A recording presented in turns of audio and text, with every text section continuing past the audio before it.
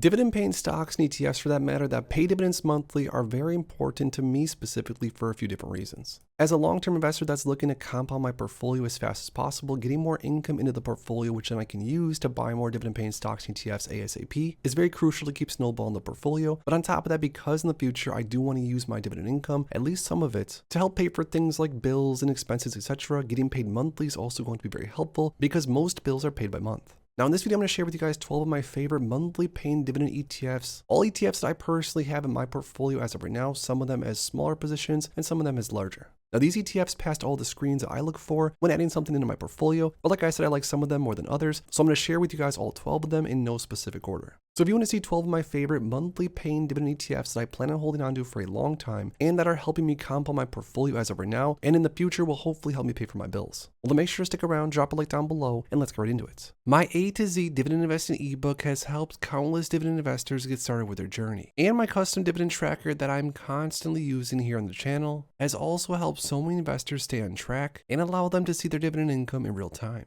Well, today I have another treat for you guys. I'm not only going to offer you my A to Z dividend investing ebook and the custom dividend tracker, but also just for a short limited time, I'm going to be adding in my brand new weekly dividend blueprint ebook to show you how you can get started with weekly dividend ETFs and add this into your investing strategy. This offer is not going to last long, so go ahead and click the first link down below in my description, and you're going to get both ebooks and the custom dividend tracker bundle. But like I said, please act fast because this won't be around for long. Now let's get back into the video. Now again, these names are in no specific order. It's not like I like JEPI the worst or the most, but number one is going to be JEPI, the JP Morgan Equity Premium Income ETF, an ETF that I've held on for a long time now, offers a yield somewhere of around 8 to 9 to 10% depending on when you look at it, and it offers high quality equity exposure with of course an option overlay to pay investors like myself anywhere from in the upper 20 cents per share per month up to as high as almost 50 cents per share per month as of recent. Now, JEPI hasn't been the biggest compounder over the last several years, but it has paid me a consistent amount of cash flow every single month and has actually grown over time since I started buying into it, so JEPI is on my list, my top 12.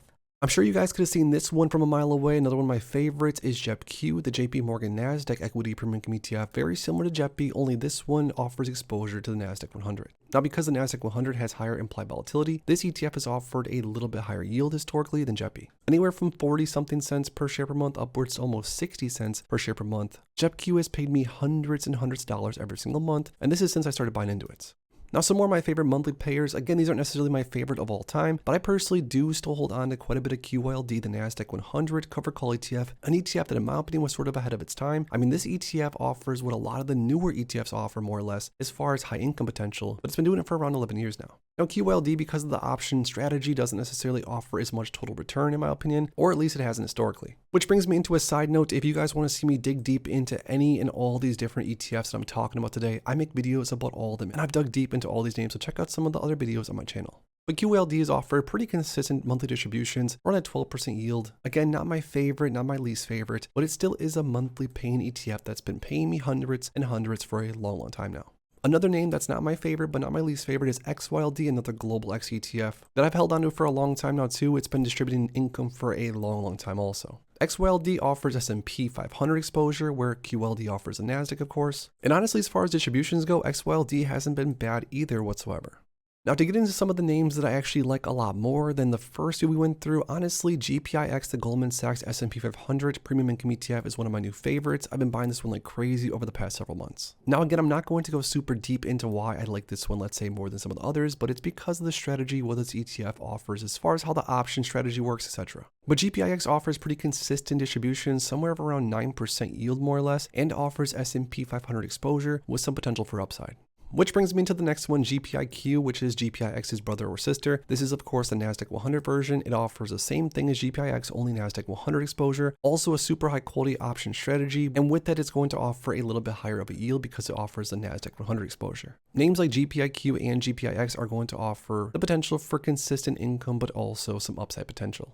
A few alternative monthly payers that I'm a huge fan of as of recently and for a long time. Devo, you guys know I've been talking about this one forever now. Devo is still a core portion of my portfolio. Devo offers exposure to sort of a curated basket of holdings. It doesn't track an index or anything, but then along with that sells covered calls and individual stocks. So Devo is going to offer around 5% yield. So not as much yield as some of the other ones, but Devo is going to offer a little bit more upside potential. Now, QDVO is another one that I've been a huge fan of as of recently. This is another Amplify ETF. This also offers exposure to a small basket of holdings. These names are going to be higher beta, which is probably how this ETF is offering a much higher distribution rate.